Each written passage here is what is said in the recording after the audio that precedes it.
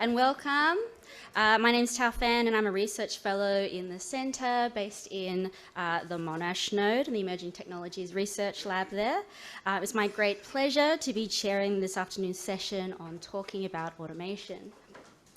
Once again, I'd like to acknowledge that we're meeting here on the stolen lands of the Gadigal people of the Eora Nation, and to acknowledge elders past and present, and to say that this always was and always will be Aboriginal land.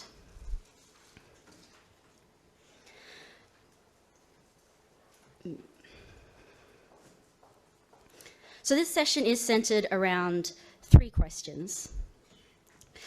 What stories do we tell about automation? Whose voices and interests do they serve and whose are not? And what does it take to change the narrative? As many of us are keenly aware, automation is a topic surrounded by hype. For journalists, academics, and others tasked with reporting on issues about AI and automation, it can be difficult to disentangle the actual versus perceived capabilities of AI systems, their potential to disrupt versus their capacity to maintain power dynamics, and the real versus imagined threats and challenges. In the media landscape, the line between fact and fiction can be unclear, as familiar cultural narratives are used to help us make sense of what is often complex and hard to grasp changes across techno-economic political systems. In some cases, this line is intentionally blurred by actors who stand to profit from the muddling of truth. Indeed, the term AI is now used so liberally by big business that it has been branded by the US Fair Trade Commission as more of a marketing term than a meaningful descriptor of technical systems. In February of this year, they issued a warning to tech companies in particular to keep in check any false or unsubstantiated claims about AI when advertising their products. They outlined 4 questions in particular that tech companies should be keeping in mind.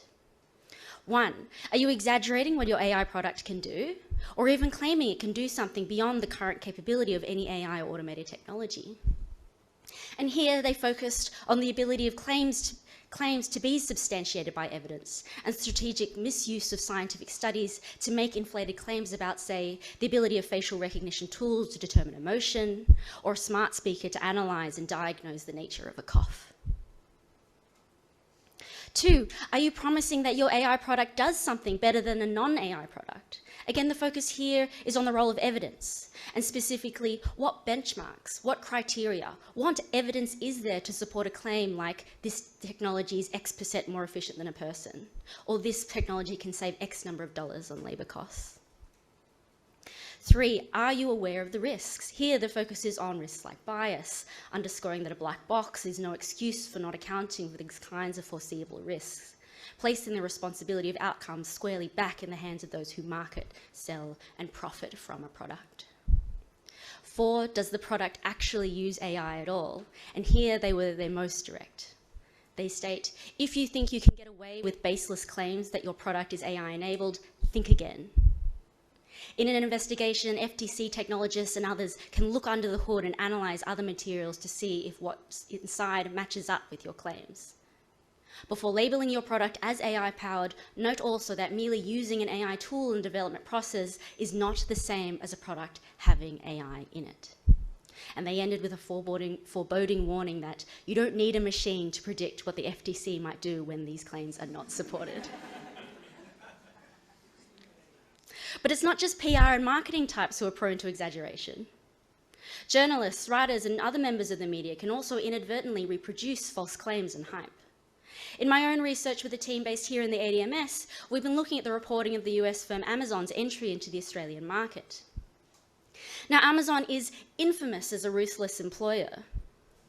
For years, Australian readers have been exposed to a seemingly endless stream of stories and investigative pieces describing in gratuitous detail the backbreaking conditions across its international facilities. The effects of the infamous Amazon pace on the mental and physical health of workers. The operating model that systematises high turnovers, low wages, and precarious hiring arrangements. The daily rituals of chanting and affirmations that cultivated deranged cultures of toxic productivity. And the targeting of low-income and racialised neighbourhoods with fulfilment centres, creating air pollution, noise pollution, congested streets, and unusable roads for pedestrians and cyclists. So given this reputation, we wanted to assess how the issue of labour was playing out here. Our research was primarily focused on conducting interviews with warehouse workers on their experiences of work within organisations, like Amazon. And we also wanted to see what trends, what issues, how labour was being characterised and reported in the public sphere. We searched for articles published in Australian news sources from the initial launch here in November 2017, so the date of our research began in November 2021.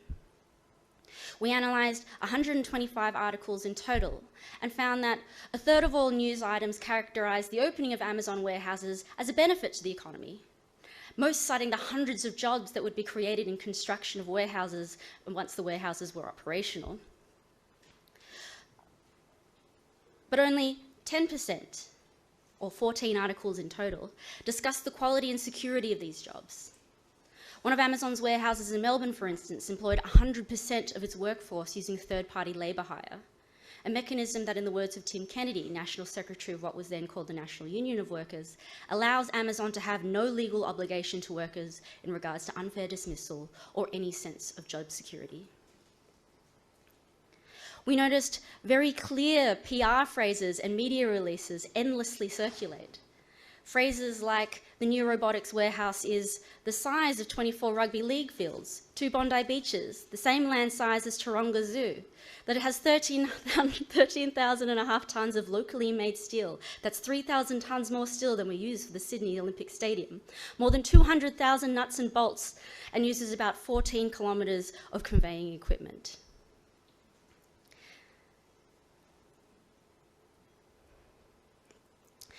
And my favourite, this verbatim phrase that was repeatedly used, that the warehouse has acres of finely polished concrete, so accurately graded that any hill or depression is imperceptible to the human eye.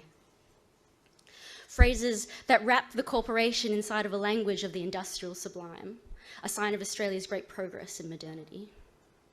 And strangely enough, over a third of the articles talked about Christmas.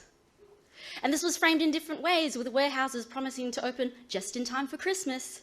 Again, this language posits a kind of consumerist moral dimension, where Amazon is Santa Claus, who promises to get all those presents delivered just in time, which of course casts actors like unions as the Grinch for organising those pesky strikes and picket lines and demands for things like better pay and working conditions. But misleading claims aside, talking about and telling stories about AI can genuinely be hard. This is because good stories require a certain amount of literacy. In this case, not just a grasp of technical terms and processes, but an awareness of the cultural assumptions, political forces, and historical legacies that shape the encounters we have with technology. It also requires capacities that are equal parts critical in order to pierce through the relentless amounts of hype and creative in order to craft and imagine alternative narratives. And above all else, it requires conditions of labour that enable the people who do this work to have enough space and security to exercise each of those skills. And today we're lucky to be joined by 3 brilliant speakers who model these skills in full. They come from a range of backgrounds, from policy to journalism to documentary filmmaking, and will be sharing their experience and expertise on how we can communicate technological change, create stories, and in other ways craft narratives about AI and automation that matter. And they'll each be addressing these 3 questions. So in this session, I'm going to be inviting each of our panelists to speak for about 5 to 10 minutes each on their experiences of talking about automation. We'll then have some time at the end for a collective Q&A discussion with the audience. So use your Slido thingy, and I'll read your questions aloud and do my best to get to each of them. Yes, so it's my pleasure to introduce you to our first speaker. So our first speaker is Michael Lucy, Deputy Science and Technology Editor at The Conversation. Michael is an award-winning journalist and science writer, and since 2019 he's been Deputy Editor for Science and Technology at The Conversation and was previously an editor at The Monthly and Cosmos magazine. He also worked in communications for the Tongan Ministry of Agriculture and the Melbourne-based agency Science in Public. Please join me in welcoming Michael.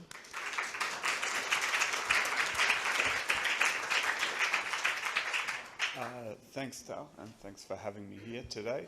I work on science and technology stories at The Conversation, and automation in various guises comes up a lot, particularly over the past year or so with launch of the current wave of consumer products that use generative AI. And I want to talk about how to tell good stories about automation.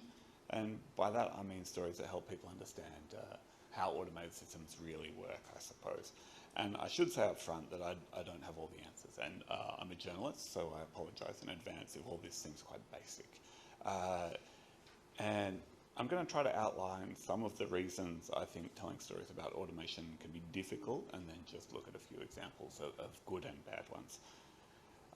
And by the end of this, hopefully we'll be less confused, or confused at a higher level, at least. I think basically there are sort of two reasons, or two kinds of difficulty in talking about automation. There's sort of the inherent difficulties of the topic. So automated systems are complicated. We don't have good intuitions or metaphors for understanding them. And we're often talking about sort of things that are sort of widely distributed in space, maybe globally distributed, involving large numbers of people, lots of small subsystems, each of which is, technically complicated in their own right. It takes just huge amounts of social and technical complexity to make something like, Uber Eats or ChatGPT work. And we usually only encounter small parts of these systems, I suppose, right? And the parts we encounter are designed to obscure their inner workings, to sort of minimise friction for consumers. Okay, so that's the first set of difficulties. And the second is, this is sort of what Tao was talking about, is that we might say that the information space in this area is very cluttered and contested, and there are, the narratives we have about, that we often see in the media about why automation is good and inevitable, and how a lot of these products will help our lives, are coming from companies and people with a lot of money and power and a vested interest in seeing these projects succeed. And we also get a lot of narratives about AI in particular, and some of which are quite loopy, that we'll come to as well, from these same people. So I think trying to look past these ideas and disentangle them is a worthwhile endeavour. So in a journalist terms, in journalism you tend to talk about how a good story should address 5 questions, which is who, what, where, when, and why. And with automation and AI, we often encounter a 6th W, which is just, what the fuck are these people talking about? And so there's, just to give you one example that I came across the other day, I was looking up, there's a guy called Holden Karnofsky who runs the Open Philanthropy Foundation, which gives away money from Dustin Moskovitz, who is one of the Facebook founders, right? And I came across this post he had made on an effective altruism forum where he's talking about, he sort of starts off talking sensibly about AI safety, blah, blah, blah. And before you know it, he's saying, this is important because whatever comes after the current stage of civilization will most likely form a galactic civilization that will last for 1 billion years. And this is all completely deadpan, and you sort of just, what are we talking about? How do you get to these places? Anyway, so a lot of strange ideas floating around, and you sort of have to sort through them. So now all these 5 or 6 questions are difficult to answer in ways that are clear and accurate. So you have to figure out who your story should focus on if you're trying to tell a story about automation. What are you talking about in technical terms? What's the system? How does it work? Where is any of this happening, if there is some physical location? When's it happening, and of course why? And then the WTF questions lead you to sort of meta questions about who is promoting various answers to all the other questions, and why they're doing that. So I guess my rule of thumb for telling stories about automation is try to get answers to these questions that are as concrete as possible. Find real people, real places, real events. Don't shy away from complexity, and to keep a critical eye open about where information and opinions and narratives are coming from. So now I'll just look at a few examples of bad and good reporting on automation. Now, if I can, hang on. So I think, yes, all right. There's just a few headlines here, and I'm not going to go through each of these stories in detail, but you can see where we're having conversations with chatbots, press conferences with robots. We're making big claims about the future. We're trusting the bots. Some of these are pretty reputable news outlets. I mean, there's also like The Sun there, but this kind of language and approaches are very common. So we can see some common failings, I think, which is a tendency to anthropomorphize AI systems, which is hard to avoid. We see faces in clouds. You grow attached to pet rocks. It's not surprising that we will tend to anthropomorphize anything we can.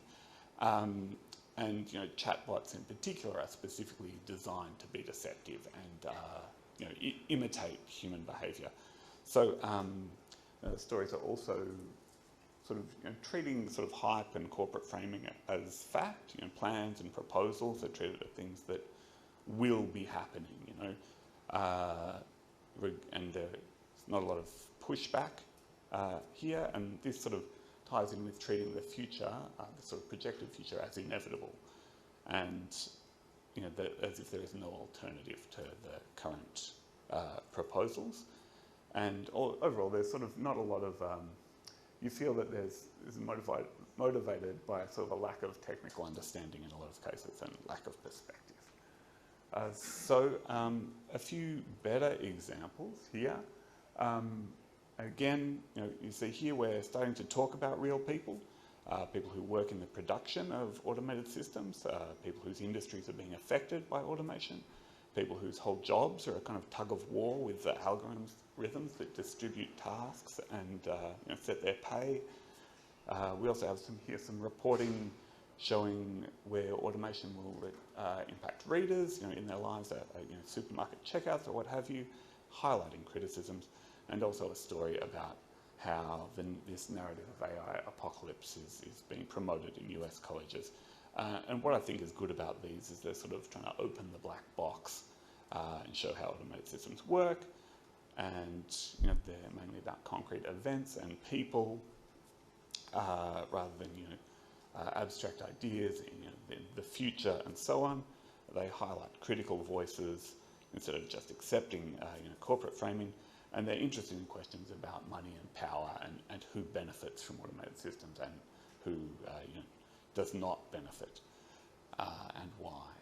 So look, I think I'm going to leave it there so we have time to move on. I don't have a great conclusion, but hopefully if you have ideas, hit me up and we can all move on.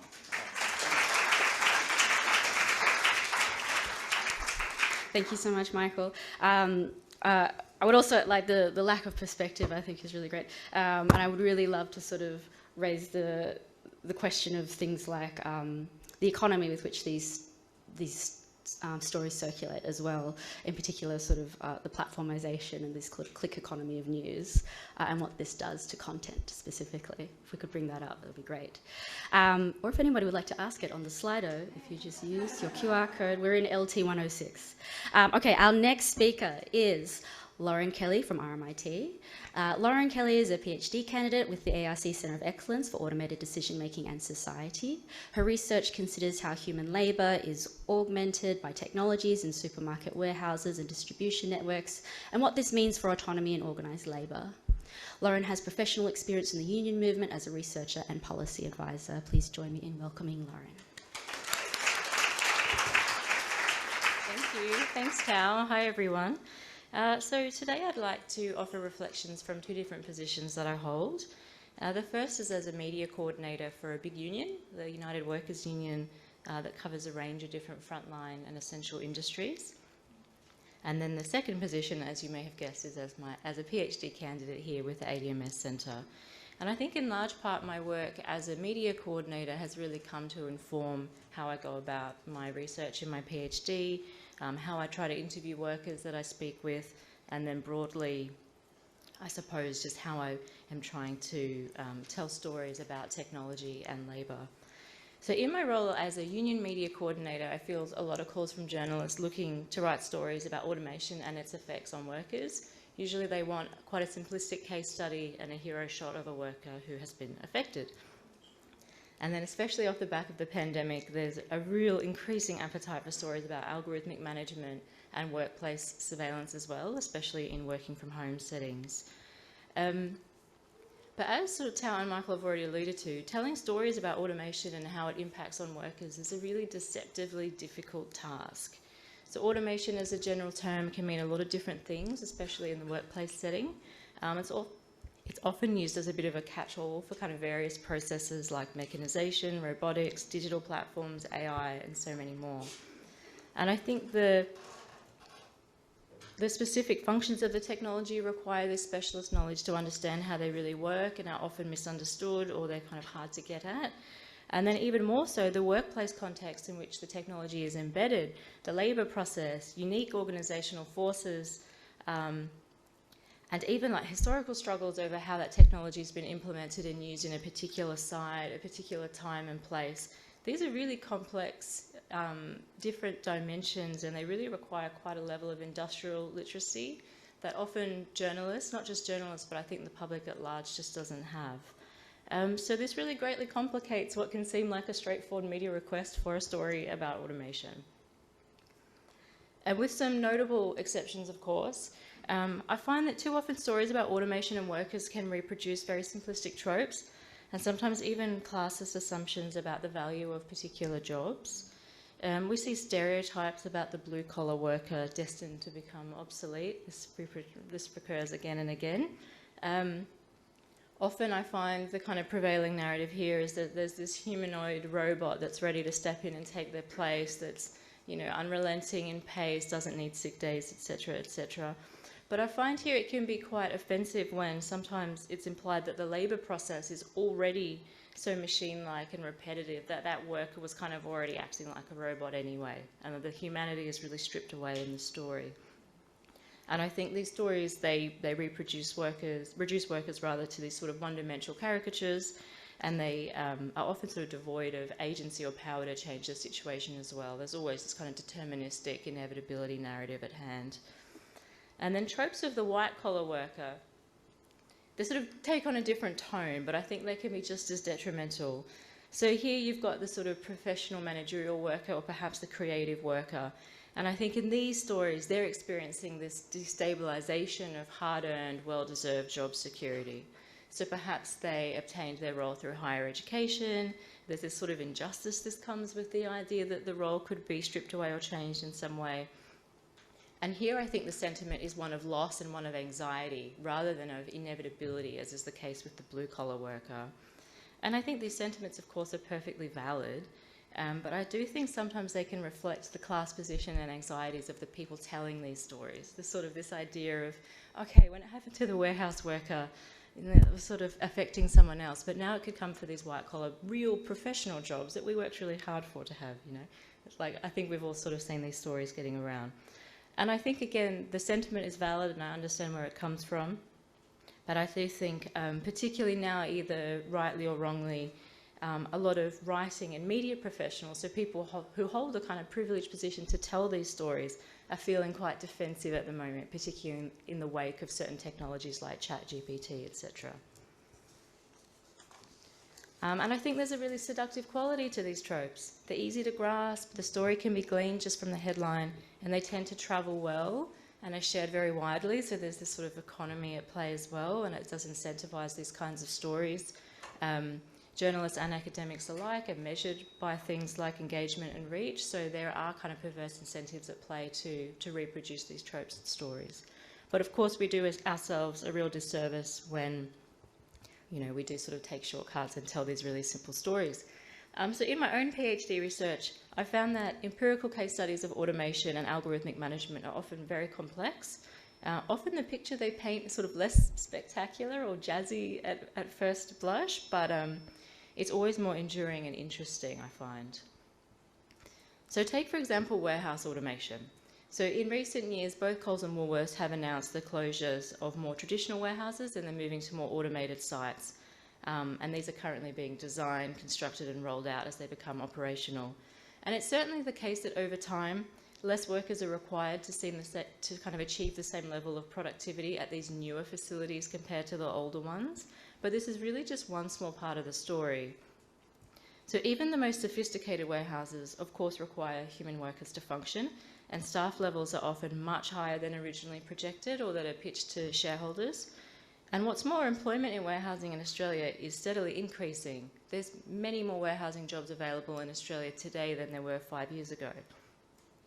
But what is changing is the composition of labour and the kind of employment that's on offer. So when one unionised site closes and unionised workers take redundancy packages, for example, they're often too young to retire. They continue to do warehousing work, but they move into new roles with other companies, often through labour hire arrangements for less pay and on worse conditions. And in fact, some companies actually trade on this. They regularly close warehouses and open new sites under these greenfield agreements, which essentially removes all union wages and conditions that were typically fought for over years at the previous site, and it moves the bargaining round back to square one. And new sites are often opened on the other side of town to dissuade redundant workers from making the commute. And they have this new site that opens devoid of union culture, wages and conditions. So in a way, sometimes, actually, the strategy of automation is actually a very effective deunionisation strategy as well. And this happens again and again and again, but I find it sort of rarely makes it into the headlines about stories about warehousing and automation. And in the case of algorithmic management too and surveillance, my research also paints a bit of a more complex story.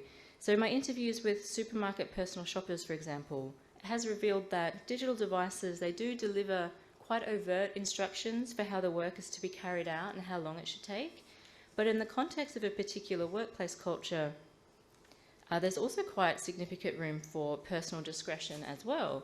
So workers speak fondly of the kind of human touch required to ensure and handle a family's weekly shop, and often describe a great deal of pride and care taking in packing perishable items like fruit and vegetables, for example. But then, of course, at the same time, the use of these digital devices in the picking and packing of items, it has ushered in more direct forms of work monitoring and speed up and KPIs, and the de-skilling of longer-serving workers who once relied on their experience, memory and product knowledge to do the role. So I think in the case of personal shoppers in the supermarkets, automation technologies are really augmenting the labour process and their experience of work rather than replacing it. And I've also found that workers will often use technologies in ways that were not originally intended. So one such example is the practice of work games in the supermarket setting, in which workers gamify their own labour and race each other and the clock in response to KPIs. And workers can also resist and even sabotage certain automation technologies to either cause harm to the employer directly or just slow down the pace of work. Such acts are often quite interesting to hear about. They range from the sort of relatively benign, like leaving the scanner gun off the charge overnight so that when you come in the morning, it takes 15 to 20 minutes to charge up, so I'll just have another quick coffee before I can get onto my shift. I think that's brilliant, personally. To more sort of drastic measures of physically jamming up the conveyor belts. And Tao talked about how much, these kilometres of conveyor belts in some of these very automated sites are very technologically impressive, but it does also route products through one particular line and does actually leave them quite susceptible to being physically jammed up as well. And I think this very critical approach to technology can reveal how technology is not inevitable or predetermined, but a very contested process suspended between different possibilities. And the question of power is particularly pronounced in the workplace setting because firms are not and make no claim to be democratic environments. They are, in effect, a form of private government, and most often automation technologies are introduced without any consultation with workers. And I think the same can be said of many surveillance technologies, which, when embedded within a particular managerial regime, influence and shape how work is carried out. Media stories will often seize upon bossware tech, technologies like keystroke monitoring and things like that, I think because it offers a very clear-cut example of workplace surveillance. But there are other forms of surveillance I see in my work all the time that I think also merit discussion. So what about the HR person sitting purposefully in the staff lunchroom when the union rep visits, just innocently eating their lunch? What about on-site group dormitory accommodation in the case of seasonal farm workers, when you have workers all sharing the same roof where they live and sleep and eat with their supervisor? And what about automated text messages that advise of shift notifications from labour hire companies? So I think these sort of less technologically sophisticated forms of surveillance and automation can reveal very interesting stories as well. And just to start summing up, in my own research, I try to capture this complexity, highlighting in particular the organisational factors and human struggle over the future of automation and work. There's a lot of different ways I do this, and I've certainly learnt a lot from everyone else on the panel here today as well. One way I try to do it is sticking close to workers and telling the stories that I hear firsthand.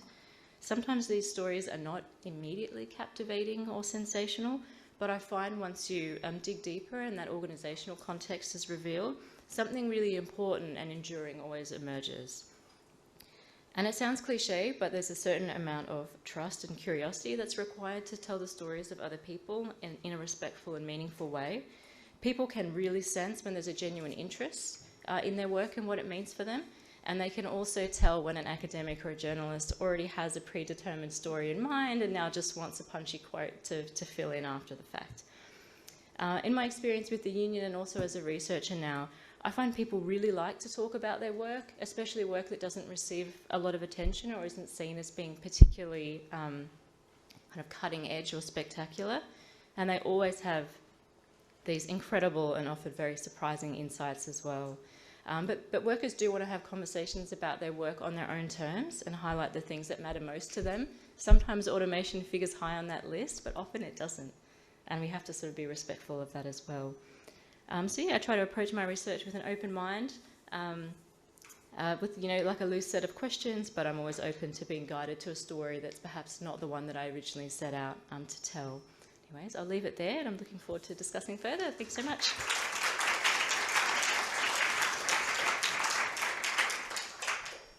Thank you, Lauren. And again, I love what you said there about the perverse incentives. So the perverse incentives at play in sort of our own academic economies. Maybe that's something also to add the influence of the impact agenda on how we tell stories.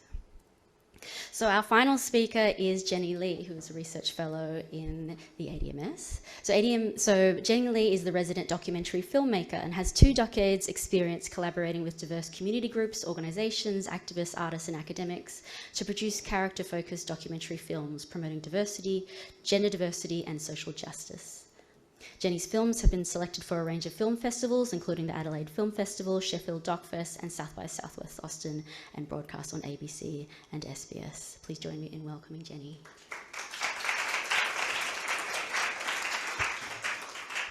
Thanks, Dow, and thanks, Lauren and Michael. I'm really happy to be here sharing my perspective today on the stories we tell about automation and why they matter. Before I launch into a few examples, I just wanted to start with this little exercise. Can you please wave your hand in the air if you're from Silicon Valley? No, okay. You wave your hand in the air if you identify as tech bro? No, no one, okay. Majority of what we hear, most of the stories we hear about AI and its impacts are fed to us by the corporate sector and Silicon Valley tech bros. From blatant PR to manufactured fear. These are the silicon-coded utopian and dystopian views designed to sell products. And they mostly don't represent what a lot of us in the room think and feel. But there's a world of alternatives out there. The work that I do at the centre looks at the social impacts of what we know as AI on the rest of the people. People living outside of Western countries, people fighting for a cause outside of capitalism, differently abled people, women. So as a documentary filmmaker, my approach over the last 20 years has been rooted in participatory methods, creating collaborative and people-centred films. So ethics, respect, empathy and sensitivity are at the core of this work, and following communication for social change principles. So I focus on making films with people as opposed to making films about people. And then the idea is always to use the outputs for research, education and advocacy purposes. So my documentaries most often focus on everyday people. So ensuring the dignity of the participants is non-negotiable. So to give a little bit of history, my first film followed Australian circus performers working with street kids in Cambodia, building their confidence and perhaps surprisingly raising their social status. Some of my other early films include Casualties of War, which explores post-traumatic stress in soldiers through one person's lived experience, an animated storytelling initiative with young mums, a project with girls abducted by the rebel forces in Sierra Leone, and more recently I assisted girls to make their own films challenging child marriage in West Bengal. So common themes in my work are gender-based violence and environmental concerns, which to me are connected.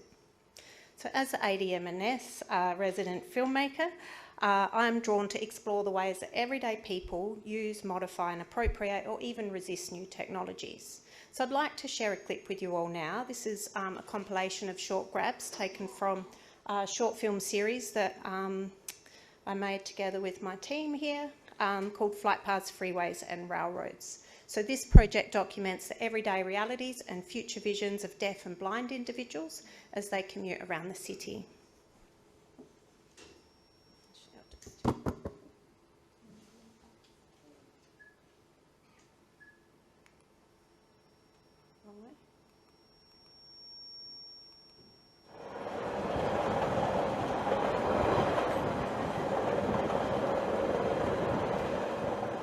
Travel in the future. So I'd love to have a case. Oh, and it just goes bigger. So I basically click a button, it's the size of a case, and it becomes my car. So it's as small as a case, then it becomes a car. So when I could go shopping, I could decrease it in size, toss it up, put it in my pocket. Even better. Don't need to worry about parking, nothing like that. Yeah, don't need to worry about it. Crossing roads is one of my least favourite things to do. Especially with electric vehicles, I can't hear them coming. I think what makes me nervous about the idea of, these self-driving cars coming out, I've always drawn confidence from knowing that 99% of the time drivers are looking where they're going and they would see me coming. And it makes me nervous that this technology will not be able to do that with the same care as a living, breathing person. I would not like to use an automatic car because it's risky, but I wouldn't mind using smartphones. If you are having trouble following the route, press the Get Directions button.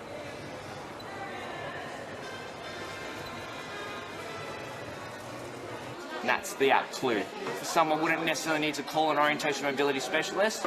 They might be able to open that app, and that app could give you some of that basic information. I don't think it will fully replace your job. No. I often use my phone at least to kind of check my general location, or even just simple sometimes as being like, Siri, where am I? To make sure I'm on the right track. It kind of is my eyes, I suppose. I'd love a new car, to be honest with you. That would be great, But the one problem is in regards to deafness.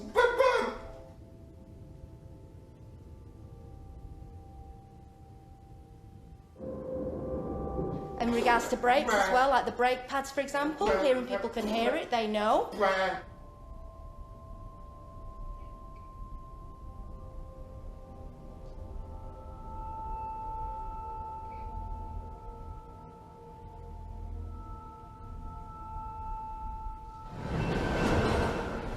I mostly tend to comment with a family member, but with the Western cultures, they just put too much emphasis on being independent, and now they are trying to use technology for that. Like, they're just trying to minimize dependency on other humans. Like, you have to be sometimes, you need to be dependent on other humans. I'm definitely looking forward to technological innovation. I do appreciate it, and I think we should make the most of it, but when we are relying on technology, we should not isolate ourselves and to reduce the human participation in our lives. I could never imagine Ellie being replaced with an automated system. I'm sure a robot or something could beep at me or tell me when I'm at a particular traffic light or what street I'm at, but I don't think it could guarantee the same accuracy. My guide dog will never run out of batteries. She'll never run out of phone reception. And I'm able to teach her things and communicate with her in a way that I could never with a piece of technology.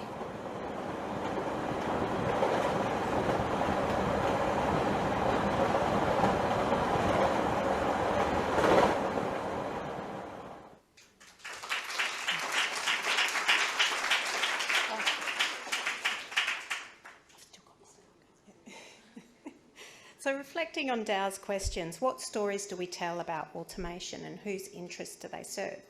Making these films, you just saw some grabs from, involves spending time with people who are in traditionally marginalised groups, listening and having genuine two-way dialogue about their lived experience of the impacts of AI, and then amplifying their perspective and sharing it with different stakeholders, so their stories could be heard by decision makers and designers and of course the general public. Participatory film projects aim to empower the participants, allowing them to recognise their own strengths. In creating films of this nature, filmmakers face the challenge of maintaining relationships, avoiding sensationalism, and staying true to participants, audiences, and their own creative vision. So for the Flight Path project, before I filmed, I engaged in conversations with Michaela, Brenton and Orhan. I provided them with a film prompt to get them thinking about automation now and into the future. And then each participant designed their own commute that they wanted me to film, conducted a short interview, and then we had 3 stages of feedback: rough cut, fine cut, lock off, where I would take on board their changes that they wanted made and reflected in the films. So throughout, the films have been broadcast on SBS and have received positive responses from Volkswagen in Germany and Volvo in Sweden, and you can now view them on SBS On Demand if you're interested to see the full 5-minute versions.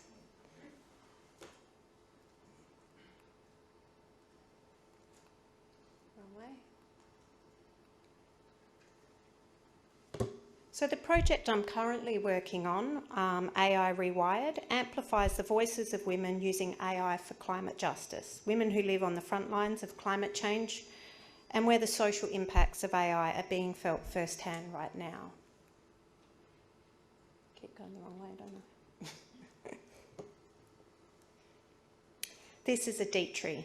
She lives in the Sundarbans, which is a renowned climate hotspot. Following a major cyclone, she was trafficked for sex. When she was rescued, she was stigmatised in her own community. She's now a leader of a survivors group in West Bengal, where she lives. In September this year, she's trialling an app called Roba Mitra and sharing it with her peers. The app includes an AI-powered chatbot that aims to help her build resilience to climate shocks and to being re-trafficked, as well as providing sexual health support. The chatbot will be trained for 6 months in the Sundarbans before it's rolled out there.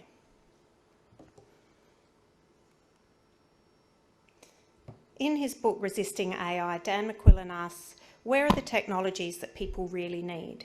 We need to reclaim the idea of socially useful production, of technological developments that start from community needs. Instead of being complicit with expensive toys running in carbon-emitting data centres, we can focus instead on centering activities of care, a positive search for alternatives. So we know that many corporate future visions do not represent what everyday people think and feel.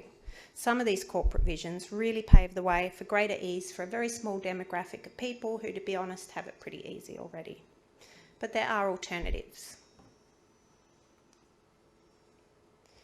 So I use documentary as research practice. So I use a camera and a microphone to describe things that people do and events, and then use the editing process as an analytical tool.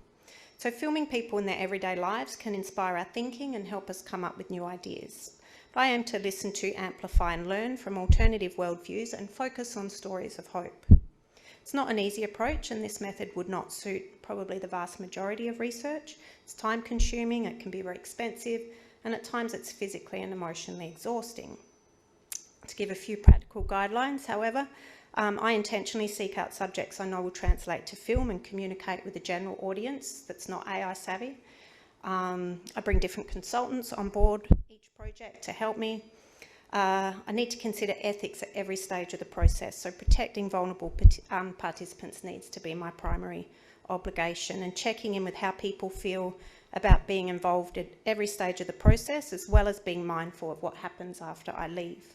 So this is much easier to facilitate if I collaborate with a partner on the ground or a champion who already has established relationships with the community. So in conclusion, if underrepresented groups and people traditionally on the margins have an opportunity to express their ideal visions and their apprehensions for the future, then they can claim a stake in that future. Thank you.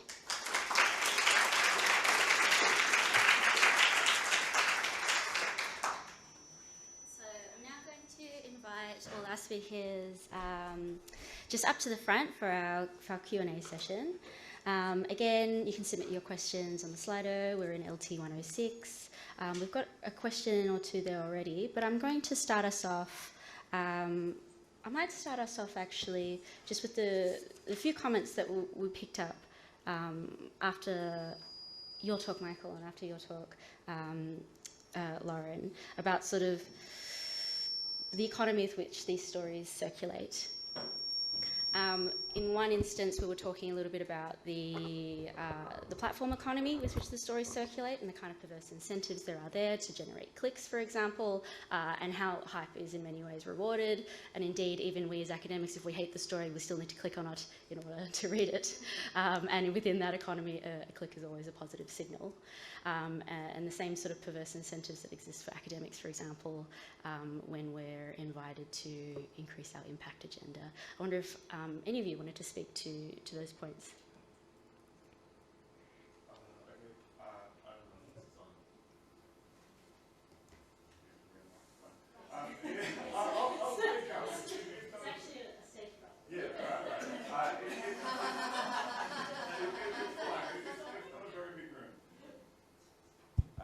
Yeah, okay. All right. So yes, yeah, you're quite right. Media certainly, and to an extent, academia. There's incentives around getting attention, and big claims get attention, and are more likely to be shared, and so on and so forth. And that there's no sort of easy way to fix that I'm aware of. You need to get people's attention, otherwise there's not really much point. So I guess you just, the way I think about it in my own work is just trying to stay honest and think about trying to find a line where you can say something that is sort of catchy and shareable and repeatable, but is also true and useful. And that's don't always succeed, but yeah. I don't know if I have any more insight than that, unfortunately.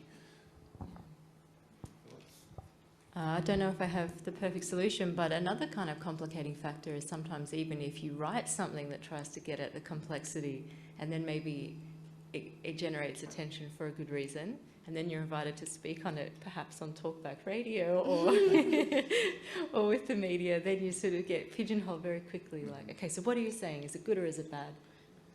And then the sort of the substance of what you're trying to say can be really whittled down in a kind of disappointing way as well. But yeah, I think putting out work that you're proud of, I always try to think, try to write things that if the people the workers I was interviewing were to read this story, would I be sort of embarrassed to see them afterwards, or would I feel proud? Would I chat to them about it or not? If you feel a bit iffy about how you've represented them or the quotes, then I don't think you've done a good job. So I think that's all you can really do is hold yourself in check, but don't have control of some of those other kinds of factors, yeah. Do you want to jump in, Jen, as well? I guess all I'd add to that, because I think everyone does have to have a hook into their story, and we all do it, and otherwise, yeah, not only the audience, you're also not going to get funded, unfortunately, and like researchers need funding, films need funding, so we actually have to sell our stories as well before we get them made. And so you do have a hook in, but you can still remain true to those people. And like you say, be honest and ethical. And, my practice is the 3 stages of feedback at least, and then nothing goes out until they've said that's okay and it's done, yeah. Just on that, there's a question from the audience for you, Jenny. Are there any non-negotiables to ensuring participants' voices are amplified over industry organisations' expectations you're working for? I guess, yeah, what are your non-negotiables when you're working with your participants, and how do you keep them at the centre? Well, because I co-create the stories with them, I guess they're never going to places they're not happy to go. With, say, working with Aditri in the Sundarbans, that's been something that's been arranged through an organisation that's been working with her for a very long time on the ground. So there's a lot of ethics about talking out about that the stigmatisation is so huge in her community, and if that goes out on the local network, then that's massive. So every single step of the way, recheck in. Okay, you were happy to have that filmed when it's been edited. Now you're still happy for that to get out there. And oh, what if we got a broadcast in Asia? Would that be okay? You've got to check every single step of the way, because she might be happy to have that shown to a public audience in Australia, but not India. Yeah. I've got a question for Lauren. This is from Glenn.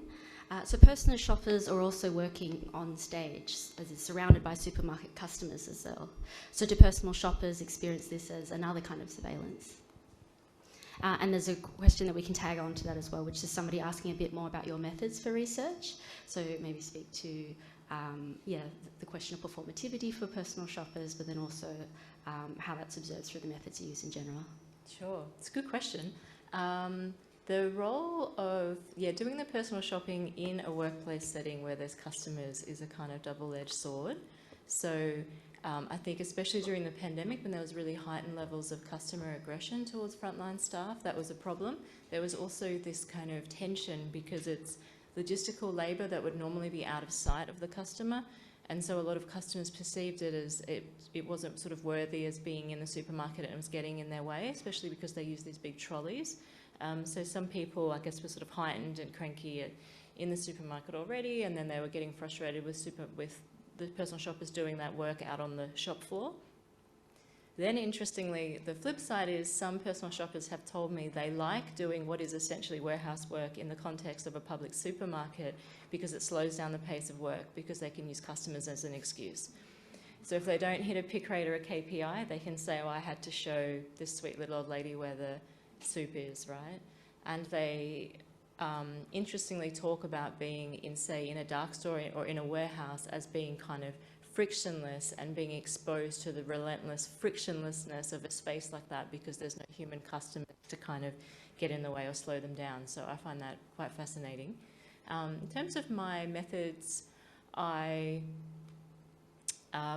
do a lot of interviews with workers, and then I guess the way I kind of go about trying to get access to those people is through connections with various unions.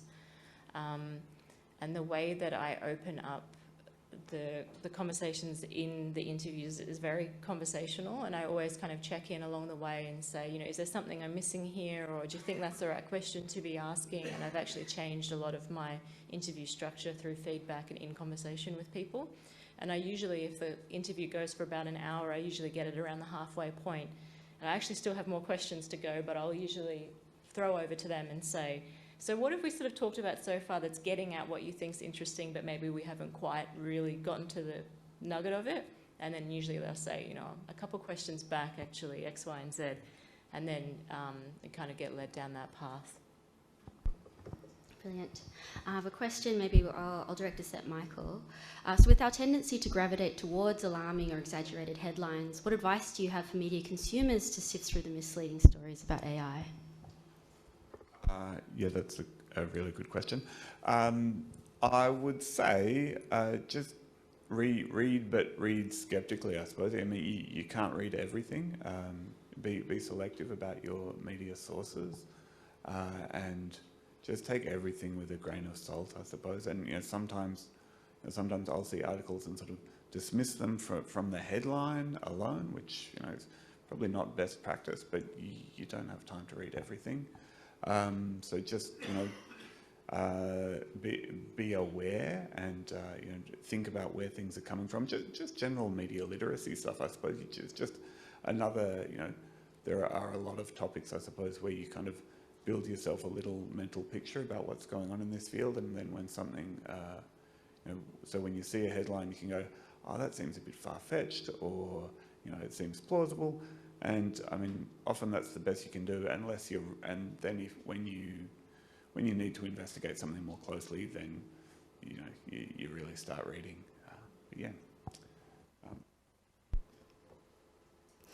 Maybe it's 2 o'clock now, but I might, because we started just a few minutes late, I might let us go maybe like 5 minutes over, if that's okay.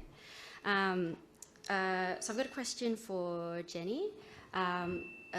Quite an interesting question, I think, about how do you get feedback from diverse participants? So specifically, how do you effectively communicate the visual aspects of the work to some of the blind participants that you're working with? Yeah, that was interesting.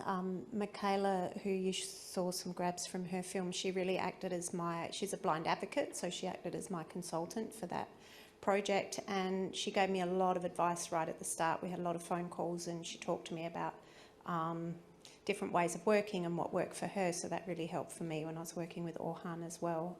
So she was very generous with her time and communication, and we did audio descriptions. So for sending a prompt to Orhan and Michaela, it was actually a PowerPoint presentation, but with audio descriptions. So we still managed to work that way. And then the films, of course, we just do audio descriptions the whole way through and subtitles for Brenton. Yeah. Okay, there's 2 questions that I'm going to combine into one. This one is, can you use AI to sift through the what the fuck stories you were pitched about AI? Whoa! Can you use AI to help us interpret AI? That's the mind-exploding version. And the other version of it is there more human-machine compatible ways? How can we sort of be in conversation with AI as we tell stories about AI? Yeah, okay. So, I mean, like I have sort of the things I've done with ChatGPT, and we use a bit of Anthropic AI makes a chatbot called Claude that I have used a bit. Most of the stuff I've done has been, I would say, mucking around rather than serious attempts to integrate this into my workflow, because it seems to be, at this stage, not worth the effort, or maybe I don't have the time. Anyway, if you do ask them, chatbots in general to explain things to you, including AI, they will give you, well, unsurprising opinions, I suppose. Like, they don't give you, there's not a lot of critical thinking as far as has been my experience. You get, a very bland and general statements about what some people say this, some people say that. It's not very enlightening, I suppose. So, how to use them to get a better idea of how to work. Where I have had some success is getting them to sort of summarize bits of text, or suggest headlines or things like that, where it's low stakes.